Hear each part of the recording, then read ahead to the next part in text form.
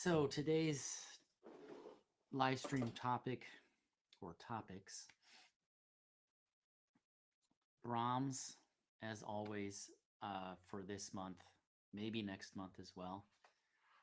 The Brahms Sonata in E minor, Opus 38. This is just, I every time I think about it, every time I play it, it's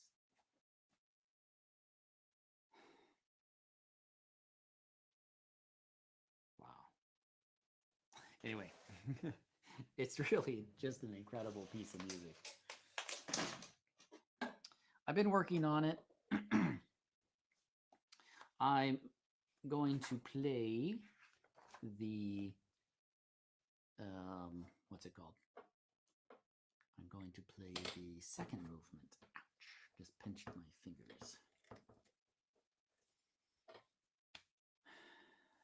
This movement is really incredible. I still remember very clearly. Sorry, I have hard floors and my pin stoppers. The rubber is not working so well after all these years on hard floors. After all these years of the first time I ever laid eyes on this and practiced it, I mean, I don't remember the first time I laid eyes on it, but I sure remember that first year. I think I probably did spend the entire year. I couldn't wrap my head around it. It was just such a massive work. But I I tell a lot of people I'm a very slow learner. At least I really was. And even today, if I want things to be really at least higher quality than what you normally see, I really have to spend a lot of time thinking about it, analyzing it, making sure that I understand what's happening. Anyway, the allegretto quasi minuetto. And there is, of course, a trio in that. And this trio just, wow. Every time I hear it, I don't even know what to think really, other than I'm kind of floating through the air. And he doesn't even play up that high. I honestly don't know how Brahms achieves this kind of magic quality. It's a hard, heavier kind of floating, but right.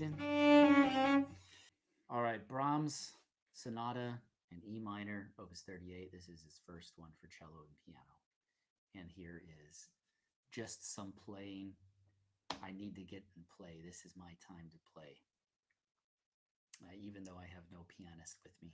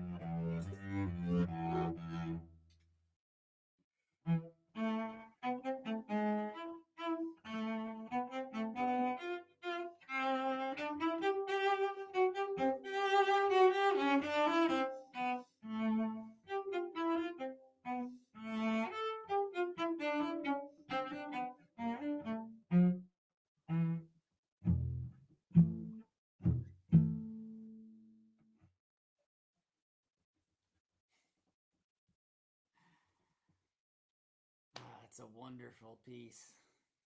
Wonderful piece. I wish I had kept on practicing hard for the last 7 years.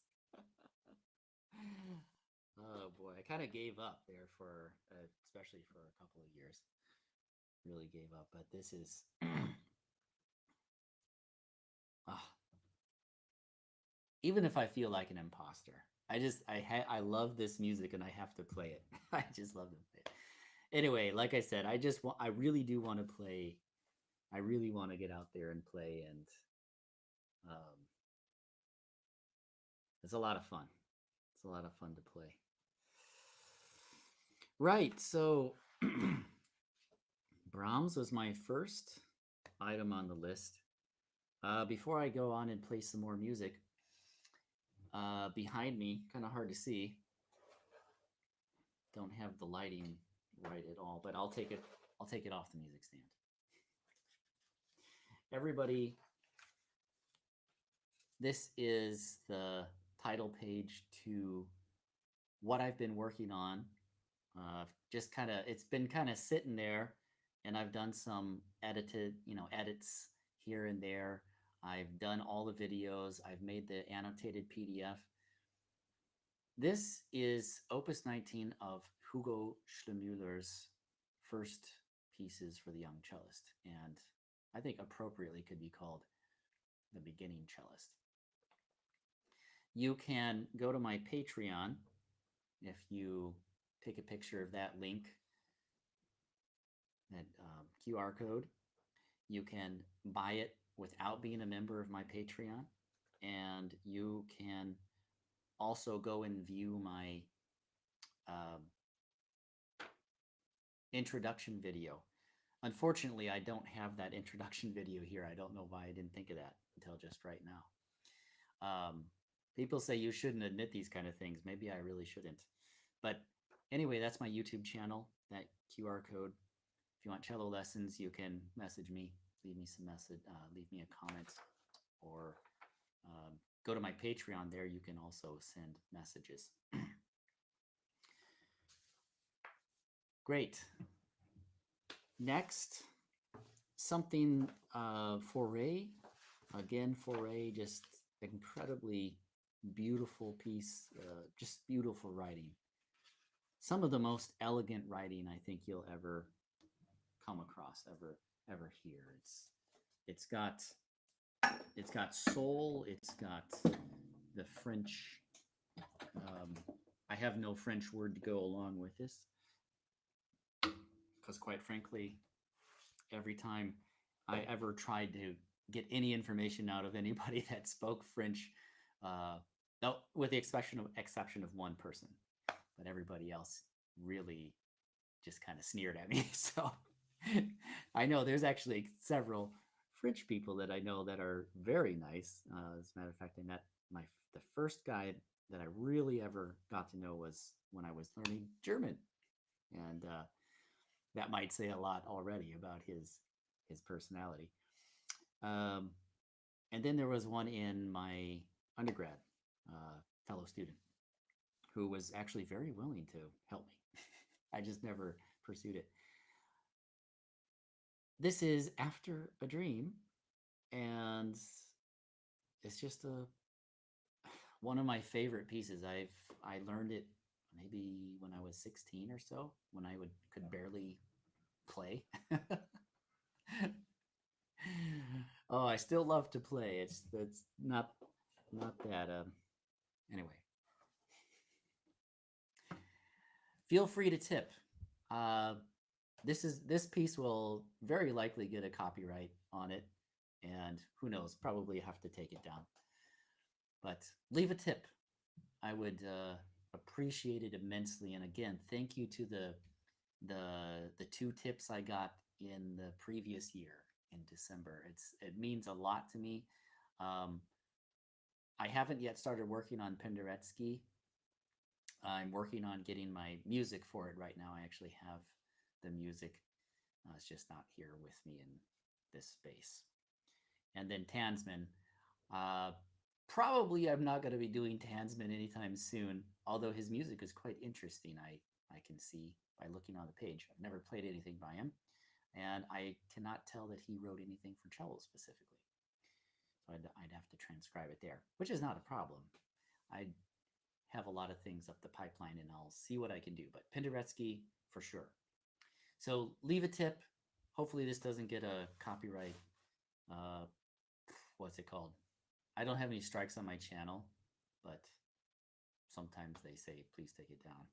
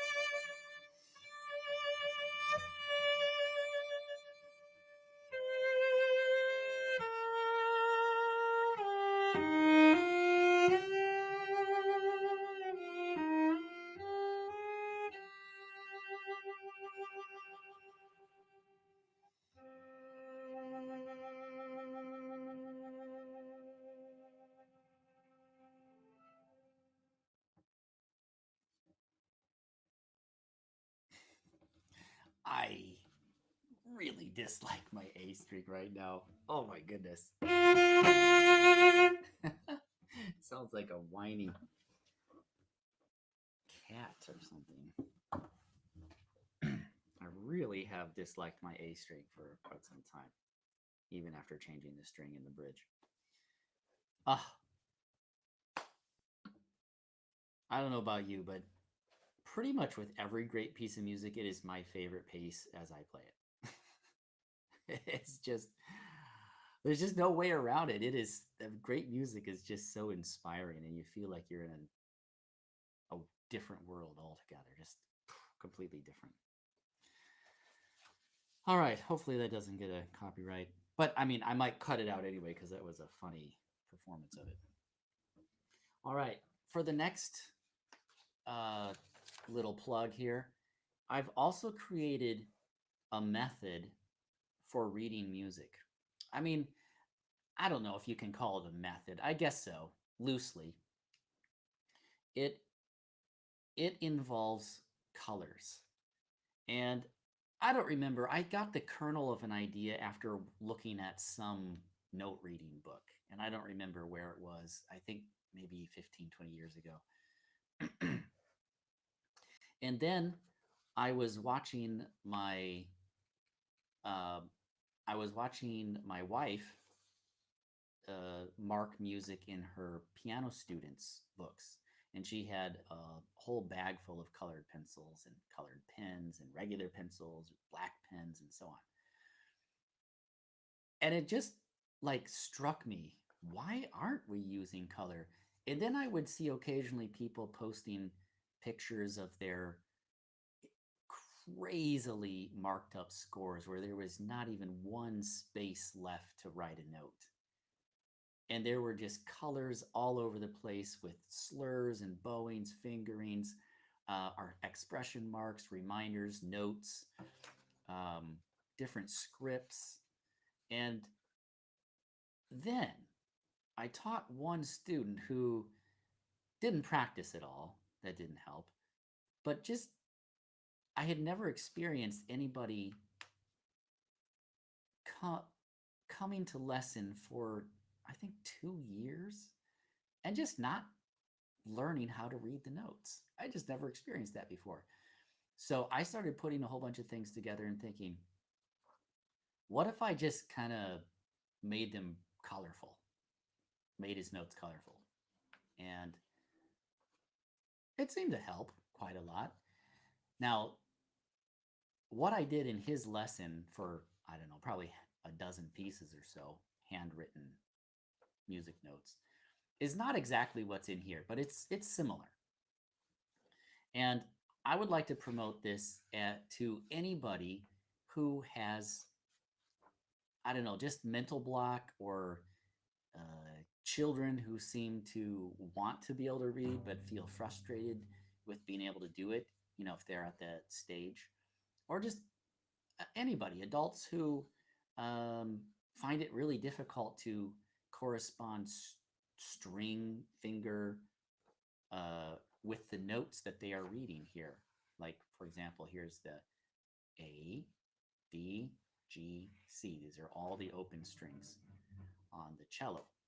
And I think that I don't think, I know that I have made this clear. Uh, you cannot mix it up. There's just no way you can. Once you look at these three pieces that I've included, they're all public domain, traditional.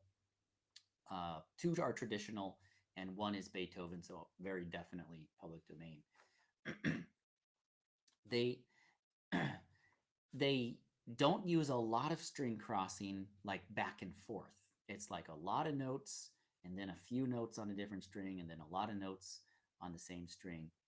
And very gradually they introduce a little more rapid string crossing, not as in like every other note is a different string, but a couple of notes, one string, a couple of notes, another string, and so on. And I've transposed them so you can learn the notes, learn the strings that you're playing on. If you think this would help, I encourage you to go to my Patreon, which is this QR code right here, and purchase it for a really small price. If you were to take private lessons from even the cheapest teacher, it's still going to cost you double just for that one lesson, if not triple. If you take from an average price teacher, it's going to cost you just for one hour lesson, it's going to cost you 4 to 5 times as much as I charge for that note reading method. And most students are going to be using uh, my knowledge or any teacher's knowledge for multiple lessons. So you're going to save a lot of money by having this PDF downloaded and being able to refer to it. All right, I'm going to do another piece, something that oh yeah, another piece. It's on my computer, public domain. Here it is. In Goltermann. Goltermann.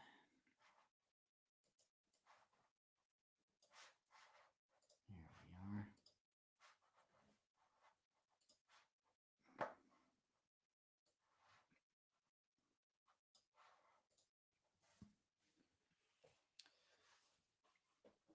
Sehnsucht, longing, from his 3 lyrical pieces, Opus 117.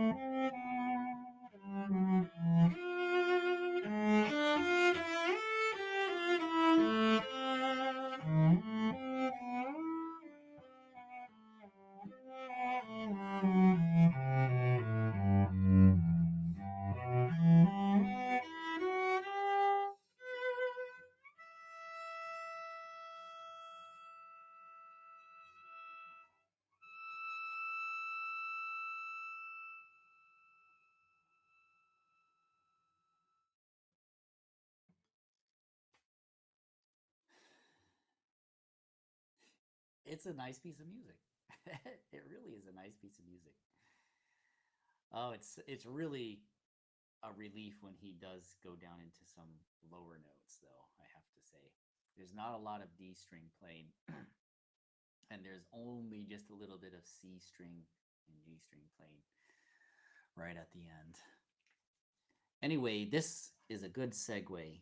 There's a lot of shifting in this piece, and it's right up the intermediate cello student's alley. You know, first to fourth. And an intermediate student would be doing this as well, right? Sixth position, fourth, fifth, sixth. There's nothing above sixth position. There's an awful lot of fourth position.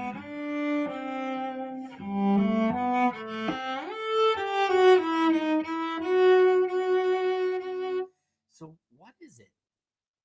What is it that makes it so scary, I guess, in a way? What makes it so scary to shift? Um, Big shifts.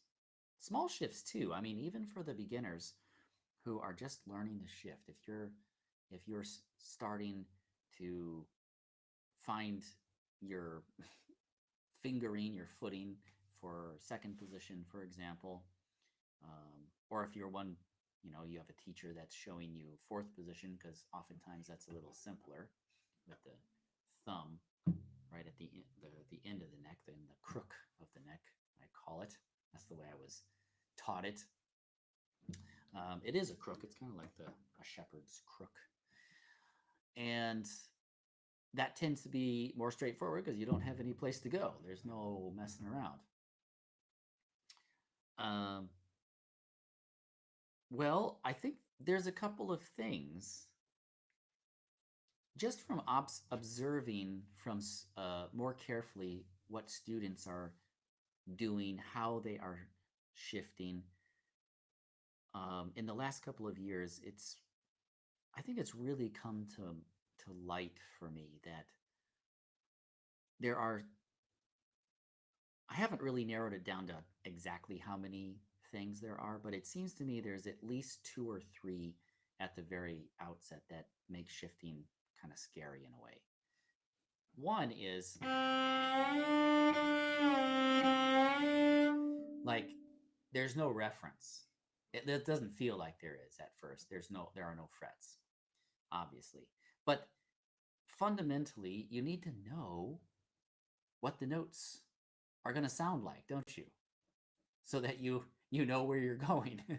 If you cannot hear the note, and this is something that I couldn't wrap my head around, like how am I supposed to pull a note out of my head if I can't sing it outright? I mean, I don't have perfect pitch. I've only met a handful of people that really do. I mean, like truly have perfect pitch where they can reproduce it accurately without any reference. I can't do that.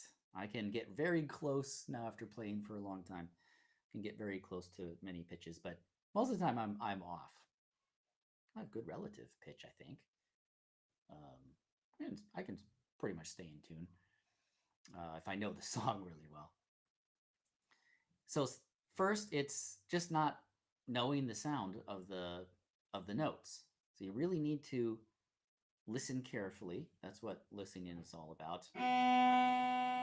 Like, what about, let's choose something a little more straightforward. This D in first position, fourth finger on D,